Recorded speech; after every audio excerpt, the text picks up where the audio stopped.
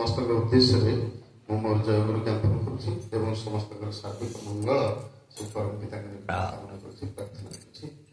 ଆମର ଅବଗତ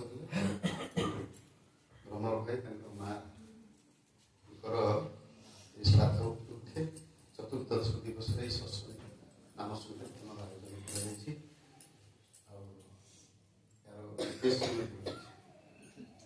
ତାର ଉଦ୍ଦେଶ୍ୟ ହେଉଛି ଯାହା ରମେଶ ମଲ୍ଲ ଭାଇ ଆରମ୍ଭ କରିଥିଲେ, এই জীবনটা কেবল এତିକି ଭିତରେ ସୀମିତ ନାହିଁ।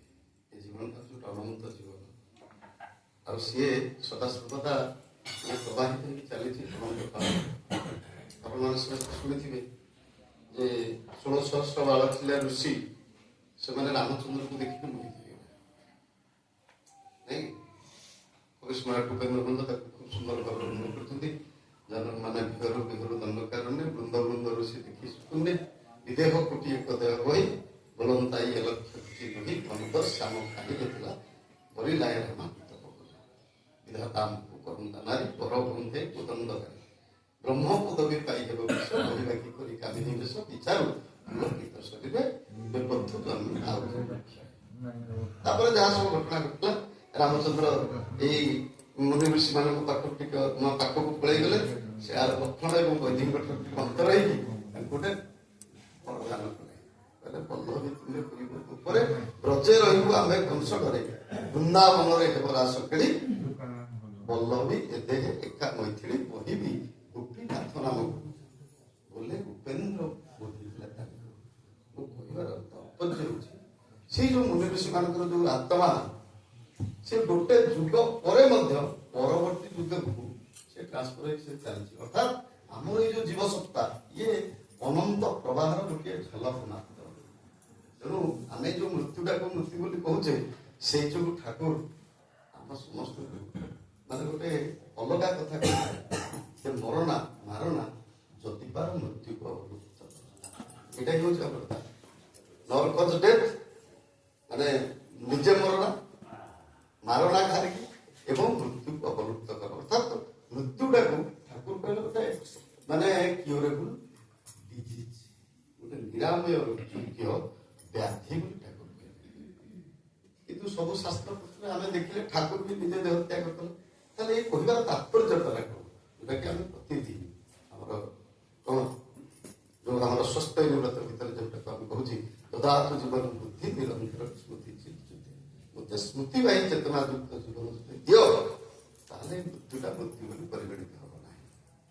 ସେଇ କଥାଟା ଭଗବତ ଗୀତାରେ ଭାଇ ଯାହା କହୁଥିଲେ, ଯୋଉ ନୈନମ ଚିହ୍ନତି ଶସ୍ତ୍ରାଣୀ ନୈନମ ତହତି ପାବକ, ଏଇଠି ଯୋଉ କୁହାଯାଇଥିଲା। କାରଣ ସେଇ କଥାଟାକୁ ନିଜେ ଚତୁର୍ଥ ଅଧ୍ୟାୟରେ ଯେତେବେଳେ ଯୋଗର କଥା ଯେତେବେଳେ କହିବାକୁ ଆରମ୍ଭ କଲେ ପରମ ପୁରୁଷ ଶ୍ରୀକୃଷ୍ଣ ଅର୍ଜୁନଙ୍କୁ ଇମଂ ବିବସ୍ୱତେ ଯୋଗ ଅପୃକ୍ତବାନ ବିବସ୍ୱାନ ମାନବେ ପ୍ରାହ ମନୁରୀକ୍ଷା କବେ ପ୍ରଭି ଏବଂ ପରମ୍ପରା ପ୍ରାପ୍ତ ଏବଂ ରାଜସ୍ୱ ବିଦୁ ସକାଳେ ମହତା ଯୋଗ ନଷ୍ଟ କରନ୍ତା ଇଷ୍ଟୁ ଶିବେ ସଖାଦ୍ୟତି ରହସ୍ୟ ତୁ ମୋର ମଙ୍ଗଳମୟ ଯୋଗୁ ହିଁ ତୁ ମୋର ଯେହେତୁ ସଖା, ସେଇ କଥାଟା ମୁଁ ତୋ ଆଗରେ କହୁଛି।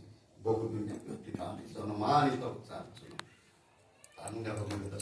ତାପରେ ଏଇଟା ପ୍ରଶ୍ନ କରିଛନ୍ତି ଅର୍ଜୁନ ଯେ ଆପଣ ଏଇ କଥା କହିଥିଲେ, ମନୁକୁ କହିଥିଲେ, ଆପଣ କହୁଛନ୍ତି ଆପଣ ତ ଏଇ ତ୍ରେତୟା ଯୁଗର ମଣିଷ, ତ୍ରେତୟା ଯୁଗରେ ଆପଣଙ୍କର ଆବିର୍ଭାବ ହେଇଛି, ଆପଣ ଆଗରୁ କହିଥିଲେ ବୋଲି କେମିତି କହୁଛନ୍ତି? ସେତିକି ବେଳେ ସେ କହିଛନ୍ତି ଯେ ଜନମାନି ତପଚାର୍ଜୁନ ତାର ଅହଂ ବେଦ ଶବ୍ଦାନି, ମୁଁ ସେ ସବୁ କଥାକୁ ବେଦ ଶବ୍ଦର ଅର୍ଥ ହଉଛି ଜାଣିବା। ତେଣୁ ସେ ସବୁ କଥା ଜାଣିଥିଲେ। ତେଣୁ ଆମ ସମସ୍ତଙ୍କର ସାଧନା ହଉଛି ଯେ ଆମେ କିଭଳି ଭାବରେ ସ୍ମୃତିବାହୀ ଚେତନା ନେଇକି ଜୀବନ ଯାପନ କରିବା। ଏଇଟା ହଉଛି ଆମ ସମସ୍ତଙ୍କର। ଆଉ ଆମେ ଯେତେବେଳେ ଶରୀର ଛାଡ଼ିକି ଯାଉ, କେବଳ ଯାହା ଭାଇ କହୁଥିଲେ ଆମକୁ କିଛି ନେଇକି ଯିବାକୁ ପଡେ, ସେମିତି ଆମେ ଖାଲି ଯାଉନା। ଆଉ ସେଇଥିପାଇଁ ଏଇ ସଂସ୍କରଣ ସବୁ କରାଯାଉଛି। ପିଣ୍ଡ ଦାନର ଉଦ୍ଦେଶ୍ୟ ବା ଏଇ ଯୋଉ ଶ୍ରାଦ୍ଧ ତର୍ପଣର ମୂଳ ଉଦ୍ଦେଶ୍ୟ ହଉଛି ଏଇ ତିନିଟା ଜିନିଷକୁ ପରିପୂରଣ କରିବା ପାଇଁ। ଗୋଟେ ହଉଛି ସେ ଗୋଟେ ପ୍ରେତ ଲୋକକୁ ଚାଲିଯାଏ। ଠାକୁର କହୁଛନ୍ତି ଯେ ସେ କଣ ହୁଏ, କିଭଳି ଭାବରେ ଯାଏ, ସେ କଥାଟା ଭଗବତ ଗୀତାର ପୁରୁଷୋତ୍ତମ ଯୁଗରେ ଗୋଟେ ସୁନ୍ଦର ଭାବରେ କୁହାଯାଇଛି। ମୁବୈବାଂଶ ଜୀବ ଲୋକ ଜୀବଭୂତ ସନାତନ ମନ ଷଷ୍ଠ ନିନ୍ଦ୍ରିୟାଣୀ ପ୍ରକୃତି। ସେ ଏଇ ମନ ଏବଂ ଷଷ୍ଠ ପଞ୍ଚ ଇନ୍ଦ୍ରିୟକୁ ଆକର୍ଷିତ କରିକି ସଦାସର୍ବଦା ଆମ ଭିତରେ ଥିବା ଆତ୍ମାଟା ବସବାସ କରୁଛି। ମମୈବାଂଶ ଜୀବ ଲୋକେ, ମୋର ମୋର ଏଇ ଜୀବ ପ୍ରକୃତି ଗୁଡାକ ମୋର ହଉଛି ଗୋଟିଏ ଗୋଟେ ଅଂଶ। ମମ ଏବ ଅଂଶ ମମୈବାଂଶ ଜୀବ ଲୋକ ଜୀବଭୂତ ସନାତନ, ସିଏ ହଉଛି ସେ ସନାତନ ଅଂଶ ହଉଛି ସିଏ। ମନଃ ଷଷ୍ଠ ଇନ୍ଦ୍ରିୟାଣୀ ପ୍ରକୃତି ସ୍ଥାନିକର୍ଷତି, ସିଏ କାହାକୁ ଆକର୍ଷିତ କରି ରହିଛି? ଏଇ ଯୋଉ ପଞ୍ଚ ଇନ୍ଦ୍ରିୟ ତାକୁ ସଦାସର୍ବଦା ଆକର୍ଷିତ କରି ସେ ଆତ୍ମାକୁ ରହିଛି। ଶରୀରଂ ଯଦବାପ୍ନୋତି ଯଚାପ୍ୟୁତ କ୍ରାମତୀଶ୍ୱର ଗୃହୀତ୍ୱା ତାନି ସଞ୍ଜାତି ବାୟୁଗନ୍ଧାନି ବାସୟା। ବାୟୁ ଯେମିତି ଗନ୍ଧକୁ ସବୁ ଆକର୍ଷଣ କରିକି ନେଇ ଆସେ, ସେ ସର୍ବତ୍ର ପ୍ରବାହିତ ହଉଛି, କିନ୍ତୁ ଯୋଉଠୁ ଯୋଉ ପ୍ରକାର ଗନ୍ଧ ପାଉଛି ସେ ସବୁକୁ ଯେମିତି ଆକର୍ଷଣ କରିକି ନେଇକି ଯାଉଛି, ସେମିତି ଏଇ ଯୋଉ ଶରୀର ଯେତେବେଳେ ସେ ଗୋଟେ ନୂତନ ଶରୀର ଧାରଣ କରିବ, ସେତେବେଳେ ଏଇ ପୁରୁଣା ବା ତାର ପୂର୍ବ ଶରୀରରେ ଯାହା ସବୁ ସଂସ୍କାର ସେ ସବୁଗୁଡାକ ସେ ଗ୍ରହଣ କରିକି ନେଇକି ଥାଏ, ଏମିତି ଖାଲି ଭାବରେ ଯାଏ ନାହିଁ। ଏଟା କହିଲେ ଇହ କାଳେ କରିବୁ ଯା ଉନ୍ନତି ବା ଅବନତି, ସେଇ ମାନେ କର୍ମ ତୋର ସ୍ଥିର କରିବାରେ ପରକାଳେ ତୋର ଗତି, ଯୋଉଟା କି ଭାଇ କହିଲେ ମାନେ ମୃତ୍ୟୁ କାଳେ যে ভাব ধরে ছেড়ে শরীর যায় জীবন জন্মে আবার এমনি স্থানে সেই ভাবের পথ পায় যে ধান। ঠাকুর ଆଉ ଗୋଟେ ବାଣୀ ଭିତରେ କହିଲେ ଆତି ଦୈହିକ ସତା ଜାଣିସ୍ କାମ କାମ ନାଏ ଧରେ। ଆମେ ଯୋଉ କହୁଛେ ଆତି ଦୈହିକ ସତା ଶୁକ୍ରାଣୁତେ ଘନ হয় বীজ শরীরটি ধরে। শুক্রাণুটি সঙ্গত তার ডিম্বকোষে মিশে, ঘন হয় শুক্রাণুতে ডিম্বকোষে মিশে, কোষ বিভাগে বেড়ে উঠে সংস্কারেতে ভাসে। এটা হচ্ছে ঠাকুরଙ୍କର কথা। সেই পূর্ব কথাକୁ ভগবতী গীতার কথাটাକୁ লক্ষ্য କରିକି সেই কথাটা କହୁଛନ୍ତି ଯେ କଣ, ଯେ ଆତି ଦୈହିକ ଅର୍ଥାৎ ଏ ଦେହକୁ ଅତିକ୍ରମ କରି ଯୋଉ ସତ୍ତା, ସେଟା ହଉଛି କଣ, ପ୍ରେତ ଶରୀର ଯୋଉଟା ଧାରଣ ସେଇ ଯୋଉ ସତ୍ତା, ସେ କାମ କାମନା ଭିତରେ ଭରିକି ରହୁଛି। କେମିତି କାମ କାମନା ଭିତରେ ରହୁଛି? ଶୁକ୍ରାଣୁତେ ଘନ। ସେ ଶୁକ୍ରାଣୁ ଭିତରେ ଦେଇକି ଯେତେବେଳେ ମଣିଷର ମିଳନ ସମୟରେ ଯୋଉ ଶୁକ୍ର କୀଟ ଭିତରେ ଦେଇକି ସେ ସବୁଗୁଡାକ ଘନ ହେଇକି ସେଇ ଆତ୍ମାର ଯୋଉ ସଂସ୍କାର ତାରି ସହିତ ସେ ଜୀବନ ସହିତ ସେଟାକୁ ଯୋଡ଼ି ହେଇକି ରହେ।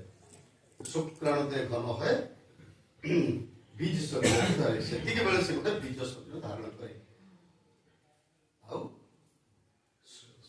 ଶୁକ୍ରାଣୁଟି ସଙ୍ଗତ ତାର, ସେ ଏଇଭଳି ଭାବରେ ମିଶିଲେ ତାର ମାନେ ଯାହା ସହିତ ତାର ସଙ୍ଗତି ଘଟିବ, ସଙ୍ଗତ ତାର ଡିମ୍ବକୋଷରେ ମିଶିବ, ଆଉ କୋଷ ବିଭାଗ ବେড়ে ଉଠେ ବୈଶିଷ୍ଟ୍ୟତା ଭାଷେ, ସେ ସେଇଭଳି ଗୋଟେ ଜୀବନ ଲାଭ କରିବ। ଆଉ ଏଇ ଯୋଉ ସଂସ୍କାରକୁ ଧରି ରଖିବା ପାଇଁ ଆମର ତିନିଟା ଜିନିଷ ପାଇଁ ଆମେ ଏଇ ସଂସ୍କାର କାର୍ଯ୍ୟ ସବୁ କରୁଛୁ। ଏଇ ଯୋଉ ମାନେ ଶ୍ରଦ୍ଧା ସଂସ୍କାର ଏସବୁ କରାଯାଉଛି, ଏହାର ମୂଳ ଉଦ୍ଦେଶ୍ୟ ହଉଛି ସେ ତିନୋଟା, ଯେ ଆମର ପ୍ରେତତ୍ୱରୁ ମୁକ୍ତି, ପ୍ରେତତ୍ୱ ସେ ପ୍ରାପ୍ତ ହବ। କାରଣ ଯେତେବେଳେ ଶରୀର ଛାଡିକି ଯିବ, ସେ ଗୋଟେ ଇଥର ଲେୟାରରେ ଘୁରି ବୁଲିକି ଗୋଟେ ପ୍ରେତ ଲୋକରେ ରହିବ, ସେଇ ପ୍ରେତ ଲୋକରୁ ପ୍ରଥମ ଭାବ ସେ ମୁକ୍ତି ପାଏ। ପ୍ରେତତ୍ୱର ମୁକ୍ତି, ପୁନର୍ଜନ୍ମର ବ୍ୟବସ୍ଥା, ଏ ପ୍ରେତତ୍ୱରୁ ପ୍ରଥମ ଗଲା ପ୍ରେତତ୍ୱର ମୁକ୍ତି, ତାପରେ ପୁନର୍ଜନ୍ମର ବ୍ୟବସ୍ଥା, ସେ ପୁନର୍ଜନ୍ମ କିଭଳି ଭାବରେ ପାଇବ, ଏବଂ ତାପରେ ହଉଛି ମାନେ ମାନେ ପୁଣି ଆହୁରି ପୁନର୍ଜନ୍ମର ବ୍ୟବସ୍ଥା ହବ। ପୁନର୍ଜନ୍ମର ବ୍ୟବସ୍ଥା ହବ, ତା ସହିତ ତାକୁ ସପିଣ୍ଡୀକରଣ କରାଯିବ, ପିଣ୍ଡ ଦାନ କରାଯିବ। ଆଉ ଯେତେବେଳେ, କାରଣ ଭାଇ ଯୋଉଟା କହୁଥିଲେ, ଯେତେବେଳେ ସେ ମୃତ୍ୟୁ ଯେତେବେଳେ ଶରୀରରେ ଯେତେବେଳେ ପରିଣତ ହୁଏ ବା ଯେତେବେଳେ ଜୀବନ ଛାଡିକି ଚାଲିଯାଏ, ସେଟା ଗୋଟେ ଏଣ୍ଡୋପ୍ଲାଜମିକ ବଡି ତାକୁ କୁହାଯାଏ, ବା ଗୋଟେ ମାନେ ସ୍ଥୂଳ ଶରୀର ତାହାକୁ କୁହାଯାଏ। ସେ ଗୋଟେ ସୂକ୍ଷ୍ମ ଶରୀରରେ ପରିଣତ ହେଇକି ତାର ଯୋଉ ମାନେ ଅଣୁ ଗୁଡାକ ସେଗୁଡା ସବୁ ଡିସିପେଟ ହେଇଯାଇଥାଏ। ଆଉ ଏଇ ସପିଣ୍ଡୀକରଣ ଭିତରେ ଦେଇକି ହିଁ ତାକୁ ଆମେ ମାନେ କଣ କରାଯାଇପାରିବ, ତାକୁ ଇଣ୍ଟିଗ୍ରେଟେଡ କରାଯାଏ।